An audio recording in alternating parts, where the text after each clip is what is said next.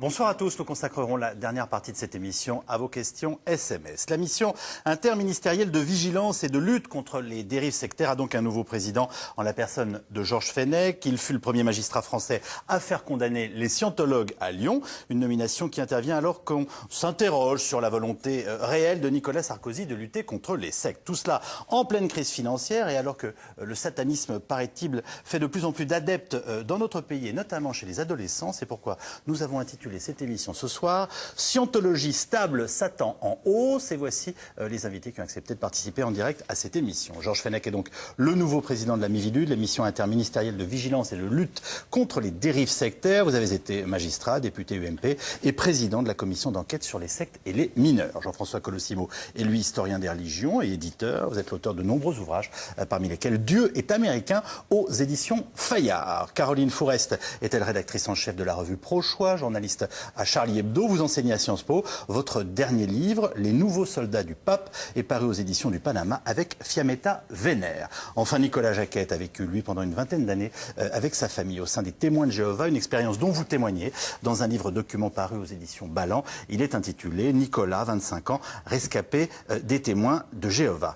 J'ai une première question à vous poser, Georges Fenech. J'évoquais le fait qu'on a eu beaucoup de doutes sur le désir profond du président de la République de lutter contre les sectes dans ce pays. Alors, dit autrement et avec une pointe d'humour, j'ai envie de vous dire, est-ce que vous avez l'impression parfois de devoir votre nomination à Tom Cruise et à Emmanuel Mignon, vous voyez? Je dois ma nomination au Premier ministre et au Président de la République, oui, qui se sont probablement prononcés en raison d'un parcours personnel et professionnel, d'une expérience que j'ai eue comme magistrat, d'une expérience de parlementaire qui m'amène à bien connaître ces sujets. Il n'y a pas de doute, on va y revenir. Oui. Vous avez très bien compris ma question en creux. Alors évidemment, c'est délicat pour vous d'y répondre, mais voilà, le président de la République, il y a encore quelques mois, on le voyait à côté de Tom Cruise et tout le monde disait mais il est fou, il était en train de promouvoir les scientologues. Ensuite, l'une de ses plus proches collaboratrices qui n'a plus les mêmes fonctions, Emmanuel Mignon, expliquait que les sectes, je cite de mémoire, étaient un non-problème en France.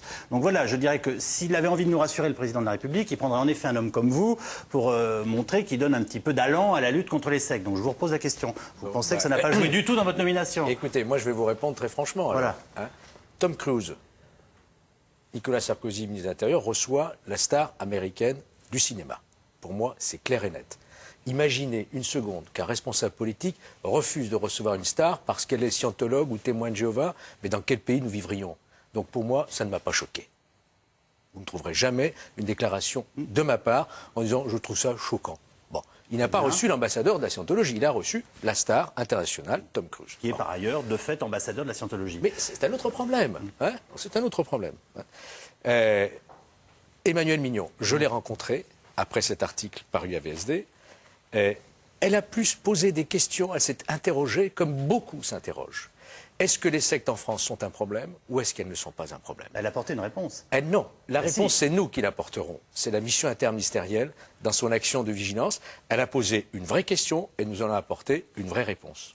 Caroline Fourest, est-ce qu'une bonne nouvelle la nomination de Georges Fenech et accessoirement, est-ce que vous avez l'impression que ça sert aussi après de compensation par rapport à ce qui s'est dit ou fait? Bien sûr que c'est une compensation et c'est une bonne nouvelle. C'est une bonne nouvelle parce que Georges Fenech a un parcours engagé contre les sectes et que même si c'est fait pour faire oublier les polémiques avant, c'est bon à prendre. Par contre, là où on ne sera pas d'accord, c'est que les polémiques qui ont eu lieu avant ne sont pas du tout simplement folkloriques par rapport à une demi-déclaration d'Emmanuel Mignon ou même à la présence de Tom Cruise à Bercy. Si Tom Cruise a voulu rencontrer le ministère des Finances de l'époque à Bercy, c'est parce que le ministère des Finances, c'est le seul lieu par lequel l'État a un peu un moyen de pression sur les sectes et qu'en tant qu'ambassadeur de la scientologie, ça l'intéressait de rencontrer Nicolas Sarkozy. Nicolas Sarkozy a accepté, ils ont parlé de cinéma et ils ont parlé de scientologie, Tom Cruise l'a dit. Mais le plus important derrière tout ça, c'est que ça n'est que l'aboutissement d'une politique commencée en 2002 par Nicolas Sarkozy lorsqu'il arrive au ministère de l'Intérieur chargé des cultes, des relations avec les cultes, qui, dans un premier temps, Claude Guéant fait mettre au placard un spécialiste des renseignements généraux qui enquêtait de trop près sur la scientologie à la demande de la scientologie. Dans un deuxième temps, il donne des consignes aux préfets qui ont augmenté le nombre de reconnaissances des salles du royaume des témoins de Jéhovah comme association cultuelle. Elles sont passées de 78 reconnues à 900 depuis 2002. Et des cas comme ça, il y en a plein. Il n'y avait pas eu de commission parlementaire qui se réunissait. Il a fallu vraiment une grosse pression des parlementaires depuis 2002 pour arriver à avoir une demi-petite commission sur la question uniquement de l'enfance. C'est pas mal, mais à l'époque, avant, c'était beaucoup plus que ça. Et quand le responsable du ministère de l'Intérieur, chargé des relations avec les cultes, Didier Lesky, arrive à la commission, il parle de la question supposée des sectes. Il ne parle même pas de la question des sectes. Et il dit, moi, tant qu'il n'y a pas de trouble à l'ordre public, ce qui est une vision extrêmement réductrice du problème des sectes, je ne vois pas où est le problème.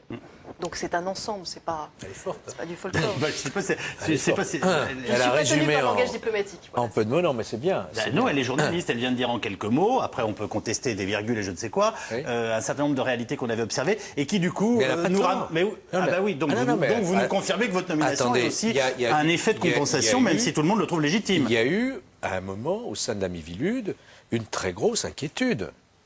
On a parlé du rattachement d'Amiviludes au ministère de l'Intérieur. On a eu les positions de Didier Lesky, chef du bureau des cultes. Je suis entièrement d'accord avec ce qui vient d'être dit. Et je Alors, crois du coup, pardonnez-moi, je sais pas, je vous le dis simplement, est-ce que c'était une connerie de recevoir Tom Cruise? Voilà, après on va passer à autre chose, mais vous dites que non. Moi, je crois que Nicolas Sarkozy est assez grand pour recevoir qui il veut. À Bercy, hein. Il l'a reçu à Bercy. Il n'a Alors jamais... que les autres avaient des enquêtes fiscales sur le dos, Quels autres? les scientologues. Je ne suis pas au courant de ça. Je connais la dette fiscale des témoins de Jéhovah, mais celle des scientologues, j'en ai pas connaissance. Bon, donc vous dites que ça n'est, vous comprenez. Moi, je Sans ne- justifier, vous comprenez. Non, mais je pense que le chef de l'État ou un ministre peut recevoir qui il veut sans qu'on ait des idées. Est-ce que bon. D'accord. Jean-François Colossimo. Ouais, ben moi, je pense qu'on peut être tout à fait d'accord avec les appréciations d'Emmanuel Mignon et Didier Lesky, qui sont quand même, je crois, tout à fait au fait de leur affaire, et considérer que l'arrivée de Georges Fenech est une bonne chose. Je crois que ce n'est pas une forme de compensation. Je ne crois pas que ce soit une forme de compensation, sincèrement. Je veux dire par là qu'effectivement, il y a un paysage religieux en France qui est en train d'évoluer, qui est chamboulé par les flux migratoires, par la modernisation, par l'éclatement, par la communautarisation, etc. Et que par rapport à ça, la République, je pense qu'elle a quand même une double mission. D'abord, c'est de prendre acte des réalités changeantes. Et ça peut être le discours de Latran, le discours de Riyad. Et deuxièmement, malgré tout, d'exercer les fonctions régaliennes de l'État, c'est-à-dire la répression là où elle doit s'exercer, la vigilance là où elle doit s'exercer. C'est-à-dire que le discours global de la laïcité du président de la République, effectivement, qui a pu être inspiré par des gens comme Emmanuel Mignon ou Didier Lesky, il peut avoir ces deux fers au feu, c'est-à-dire une laïcité dite positive d'un côté, ce qui veut bien dire qu'il y a quand même eu un jour une laïcité négative, et d'un autre côté, effectivement, donner à l'État, à travers une mission interministérielle, le loisir d'exercer la protection des citoyens là où elle doit s'exercer et pas ailleurs non plus. Alors, avant qu'on découvre le premier reportage de cette émission, j'aimerais quand même demander à Nicolas Jacquette, puisque lui,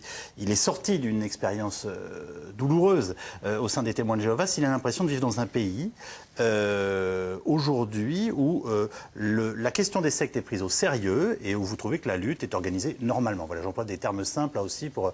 Comment vous percevez ça, vous, au regard de votre expérience? Lorsque j'étais à l'intérieur du mouvement, j'étais très critique à l'égard de tous ces dispositifs qui étaient pris et de ces personnalités comme Georges Fenech.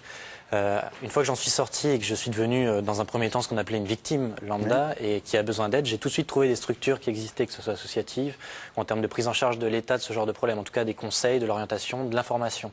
Notamment à travers la DFI. Je trouve qu'on est, au niveau de la DFI, au niveau de la Miviludes, on est exemplaire en France. C'est pas pour rien que les États-Unis se chargent de nous matraquer chaque année sur leur rapport sur la liberté du culte dans le monde, en disant que la Miviludes devrait être dissoute, que les associations telles que l'UNADFI devraient être dissoutes également pour que les témoins de Jéhovah et les scientologues, entre autres, puissent avoir une liberté d'action totale. Donc je trouve qu'en France, on est exemplaire, au contraire. Je trouve que c'est pas, on n'a pas une lutte normale, on a une lutte beaucoup plus forte que la normale dans ce domaine. Et les commissions d'enquête parlementaires successives en ont été une preuve, puisqu'elles se sont soldées par des lois qui ont toutes été votées par l'Assemblée et le Sénat. Donc vous nous dites, une fois que je suis sorti de l'expérience qui a été la mienne, j'ai eu l'impression que je vivais dans un pays où cette question était prise au sérieux, on va dire, au minimum, et où laquelle c'est une réalité. C'était une réalité. Alors avec la nomination de Georges Fenech à la présidence de la Miviludes, c'est un vrai combattant des dérives sectaires qui est mis en place. Georges Fenech a notamment obtenu, je vous le rappelle, la condamnation des scientologues à Lyon il y a une quinzaine d'années. Il a en particulier tenu bon face aux plaintes et accessoirement aux intimidations du mouvement. Un président légitime mais parfois contesté. Reportage et portrait, Laurence Deleur, Stéphane Morel.